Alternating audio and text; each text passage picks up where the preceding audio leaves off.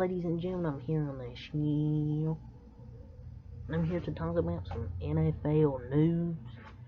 A lot of news to discuss here. A lot of injury updates. We had a coach hit fired today, the Denver Broncos coach.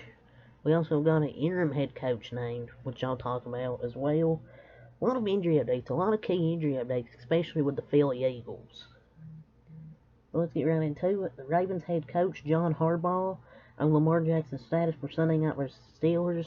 We just have to see is what John Harbaugh said about Lamar Jackson.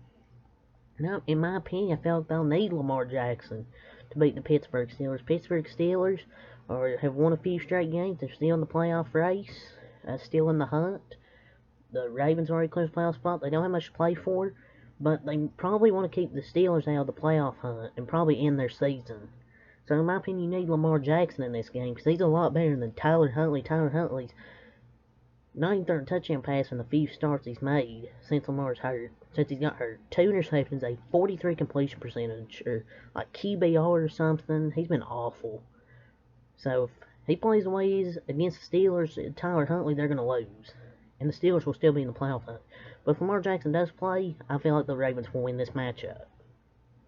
So the NFL announced that Denver's Randy Gregory and LA's Oday Aboushi each has been suspended without pay for 1 game for violations of unsportsmanlike roughness rules following Sunday's Broncos-Rams game.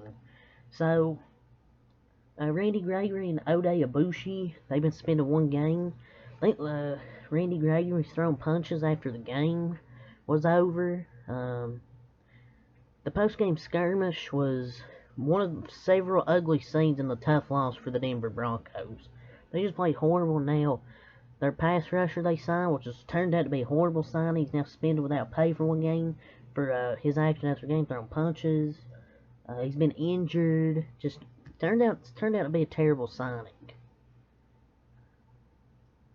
In no world should the guy who retaliated in self-defense get the same punishment as the guy who initiated it. He shouldn't have got suspended, in my opinion, because Randy Gregory went up there and he tried to fight him.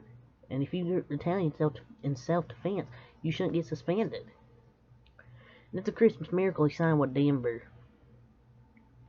Multiple personal fouls, a suspension for Randy Gregory. That'll be the most Randy Gregory thing ever. Glad we let him go.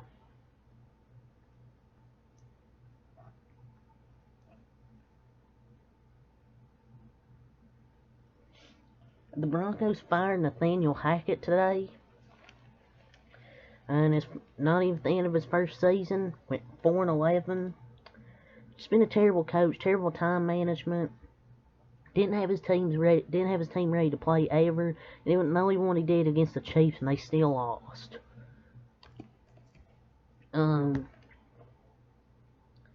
So Nathaniel Hackett's been fired, which is rightfully deserved. I bet Broncos fans are celebrating right now until they saw who their interim head coach is, which I think is a Nathaniel Hackett 2.0. And I'll explain why I think that.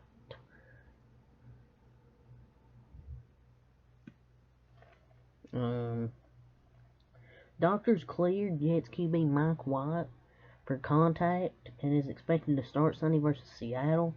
So I think this is the Jets' best chance now if they got Mike White, their best quarterback out of the 3 between Flacco and Zach Wilson back. I feel it's their best chance to win these final 2 games. Because Joe Flacco's now going to be the backup and Zach Wilson's the 3rd string. Zach Wilson's probably going to leave the Jets after this season. He has no confidence right now. He's lost all confidence. But Mike White gives them the best chance to win. And they need to win this game against Seattle.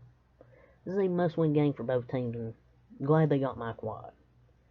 The Jaguars officially placed Cam Robinson, their offensive lineman who tore his ACL, I believe, or meniscus, and defensive lineman Dwayne Smoot on injured reserve, ending their season. A big loss for Cam Robinson on the offensive line, because he's been pretty good this year, and that's a big loss for their offensive line, but I still think they're going to win that division. The Chargers can clinch a playoff berth with a win Monday night in Indianapolis. If the Chargers win tonight and clinch a playoff berth, That AFC playoff's gonna be stacked.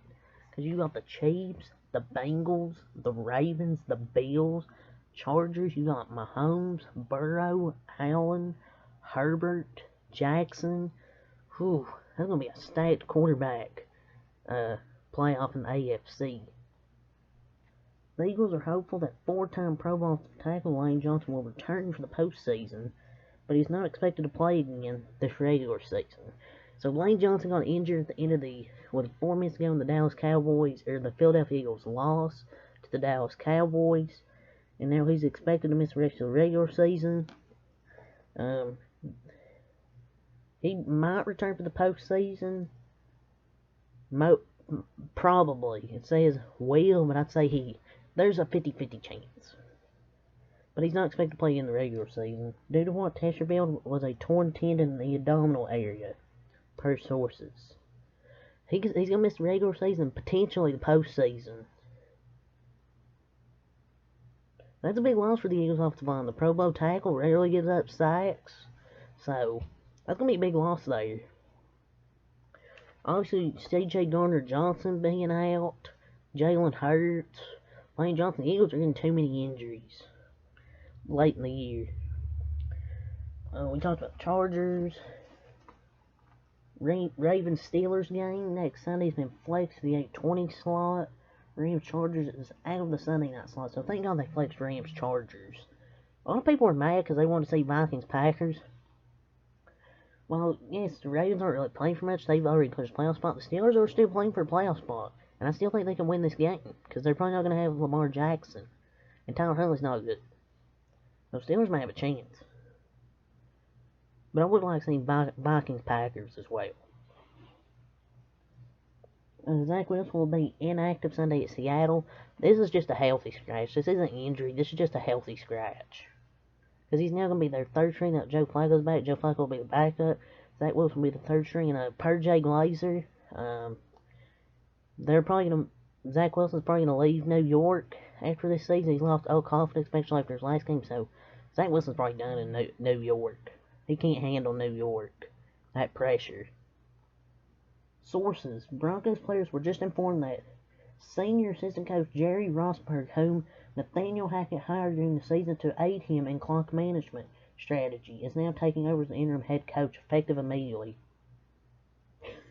Clock management strategy? Yeah, look at the first game of the season where you let so many seconds go off the clock and cost your team the game. Oh my lord. They hired Jerry Rosburg of all people. It says interim head coach as of now, but if this is the last game of the season, I assume they're going to have him coach at least the start of next season as well. So it seems they're not going to get Sean Payton or a new head coach. Unless it's just one game. This is a very questionable move. If it's only one game, then fine, but it sounds like it's going to be going to next season as well. Eagles cornerback Avonte Mack suffered a significant toe injury. He had an MRI this morning to confirm the news that he's out indefinitely. So that's another loss for the Eagles right there. Lane Johnson, Jalen Hurts is probably still going to be out a few weeks, if not the rest of the season. Lane Johnson, C.J. Gardner-Johnson, Avonte Maddox. A lot of injuries for Philly Eagles. Philly does have C.J. Gardner-Johnson eligible to come off IR and has a possibility to play in the slot. But, I don't know. I don't know if he's going to come back. But it wasn't a season-ending injury when he got injured. So, he'll be able to come back. Patriots tight end, Hunter Henry, who was dealing with a knee injury, is considered day-to-day. Source said he's sore. So, he's day-to-day with the knee injury, as he didn't play last game because he suffered a knee injury. So, he might play next game, not sure. Budda Baker update. And this dude, Budda Baker, is built different. This dude is built different. And why do I say that? Because he played the rest of one of the heartbeats of the team, and its captain suffered a fractured shoulder during the loss last night and is out the final 2 games. And unbelievably, he did not come out of the game. He suffered a fractured shoulder, and he didn't come out of the game. The team is out of the ring, and he still gave it his all. And even when they're out of the race, he still gives it his all. He's got that dog in him.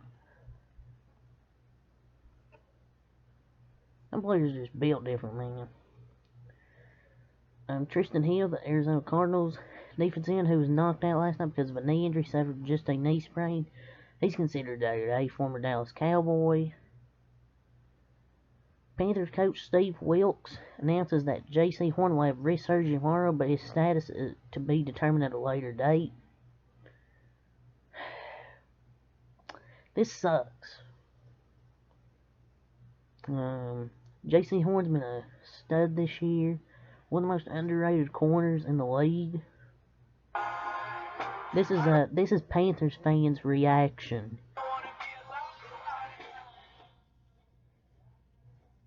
That's Panthers fans' reaction to this news. This sucks though, for real.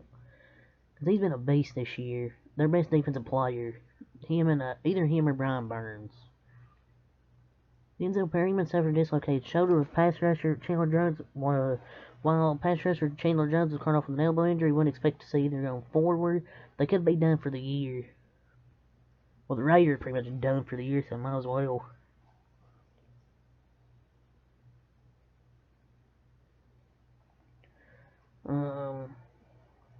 See if we find some more news. QB Mac Jones will be evaluated by the NFL for a possible fine for his low hit on Bengals cornerback Eli Apple, but not a suspension. It will be reviewed in the normal fine timetable. So they're going to look at this.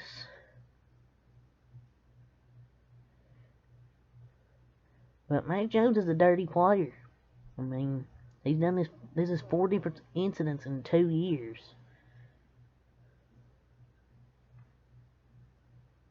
I mean, he's done it like 3-4 times.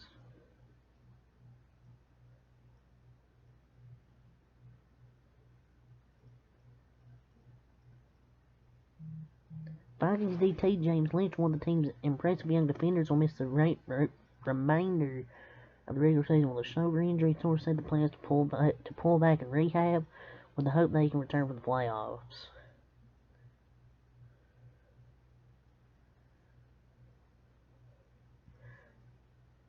I mean,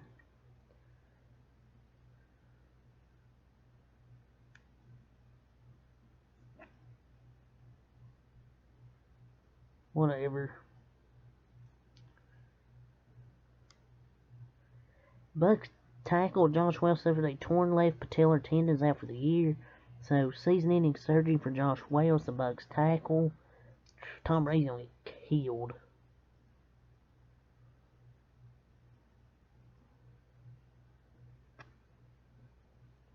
Yeah. Another turf injury.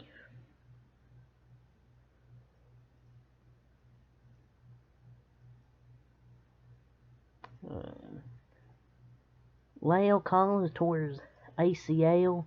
His season's over, expected to be a 7-month recovery. And they lose their starting right tackle for the season. A huge loss for that Bengals offensive line. The Packers are still alive in the playoff race. 37% chance. After a few weeks, they're only having a 3% chance.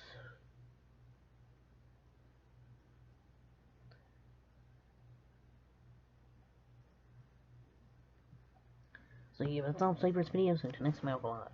Peace.